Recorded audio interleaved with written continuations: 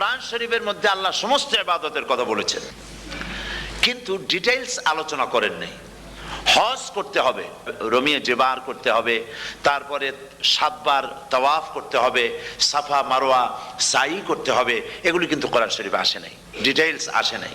নামাজ পড়তে হবে, কিন্তু জোহরে কয় রাকাত, আসরে কয় রাকাত, মাগরিবে কয় রাকাত, এই রাকাতগুলি কিভাবে বিন্যস্ত করতে হবে কোরআন শরীফে তা আসে নাই। চিন্তা হতে পারে যে তাহলে এগুলো আমরা পাইলাম কই? আমরা পেয়েছি কোরআনের ব্যাখ্যা হচ্ছে রাসূল করিম সাল্লাল্লাহু আলাইহি ওয়াসাল্লাম। তো সমস্ত ইবাদতকে আল্লাহ পাক সংক্ষেপে সংক্ষেপে তিনি আউটলাইন অথবা গাইডলাইন তিনি দিয়েছেন আল্লাহ পাক। রমজান মোবারক হচ্ছে একমাত্র ইবাদত যে রমজান সম্পর্কে আল্লাহ পাক ডিটেইলস পূর্ণ একটি রুকু আল্লাহ পাক আলোচনা করেছেন। সুবহানাল্লাহ।